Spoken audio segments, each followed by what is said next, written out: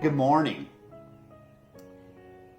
When I was in school working on my doctorate, one of my classmates mentioned to her daughter when she was getting ready to go off to class that she was headed to class and that when she finally finished her degree, she would be a doctor, that it was a doctoral degree. And her daughter was confused and she said, "Mommy, you're a pastor. You can't be a doctor." And her mother explained, "Well, I won't be a doctor of medicine. I'll be a doctor of ministry." And her daughter immediately responded, "Oh, so you won't be the kind of doctor who helps people." My friend and I have always teased about that. We aren't the kind of doctors who help people. We are just merely doctors of ministry. But I want to mention that to you because some of what I have to say today is actually going to come from the medical field. And I am not the kind of doctor who helps people, at least not in terms of with their physical bodies.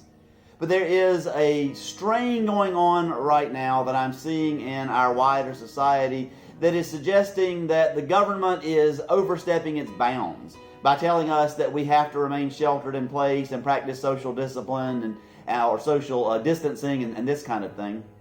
And I think it's terrible political science, and I am a amateur student of political science. I think it's even worse theology. So let me talk just briefly about the political science piece, but then I want to move on into the theology. The government does have the responsibility to try to keep us safe as we can be. It is to take care of the national defense, if you want to use the constitutional terms, and that doesn't only mean to protect us from invading armies. We do have a public right to private damage. And some people are saying, if I want to go out there and contract coronavirus, and if it ends up killing me, then that's my right, and you can't stop me from doing that. The problem is that the government is trying to stop us from spreading the virus.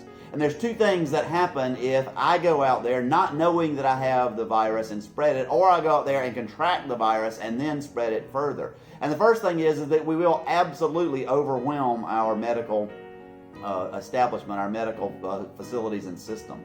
And if we completely overwhelm the medical system, then all of us are going to be in serious trouble. And if we have coronavirus spread throughout the entire population, and there are just hundreds and hundreds and hundreds of thousands, millions of people sick and dying, not only will we overwhelm the medical system, but we also will crash the economy. And so to shelter in place is, of course, hurting the economy, but the alternative does not save the economy either. And so from a political standpoint, I am allowed, as if I want to drink myself into an absolute stupor at home. I can do that at home. I can damage myself. I can damage my liver all I want at home, and the government is not going to come and take the glass out of my hand.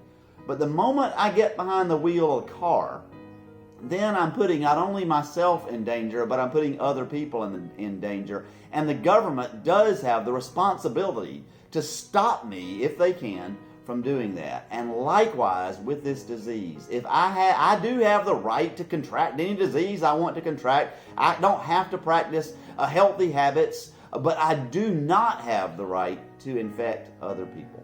So that's the political science angle. But let's really talk more, and it's much more important, I think, from the Christian angle, from the theology angle. What would Jesus have us do, we might ask?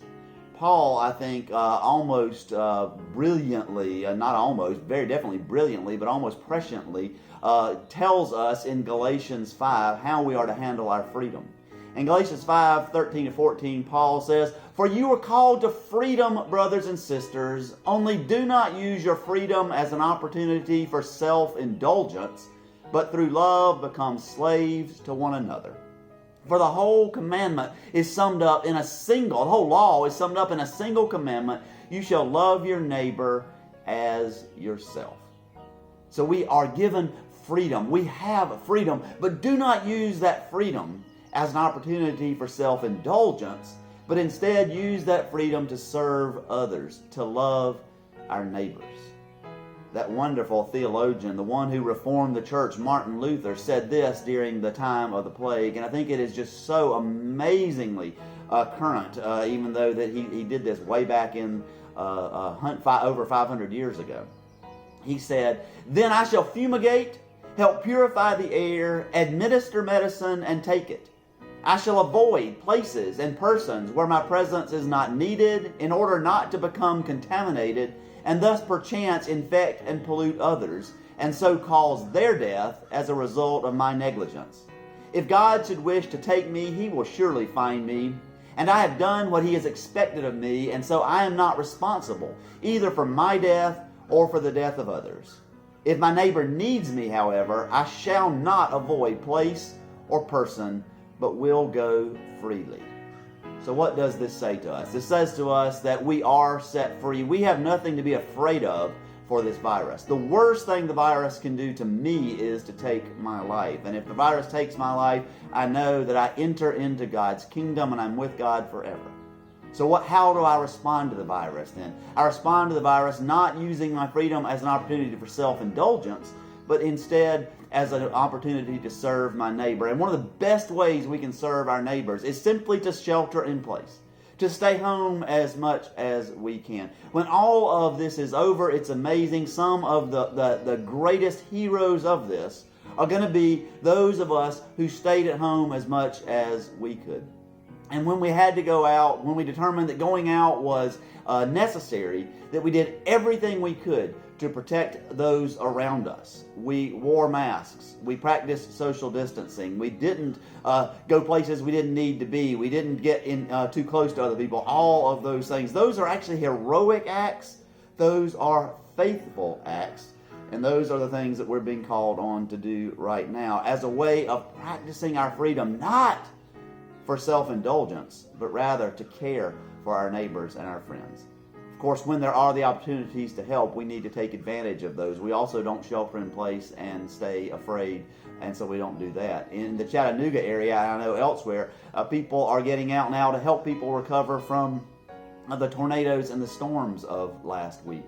And we need to do that. And when we have the opportunities to do that, we need to do that. Again, practicing social distancing, being aware that the tornado did not blow away the virus, but taking care of our neighbors in that way. So brothers and sisters, let me urge you to be heroic and be faithful in this time. Being heroic may mean staying in place. It means practicing our freedom, but not in self-indulgence. It means taking a cue from Martin Luther and not doing anything that will endanger others, but instead making sure that when the day of our death comes, we can say, I have done as best I could all that God called me to do. God is with us. Thanks be to God. Amen.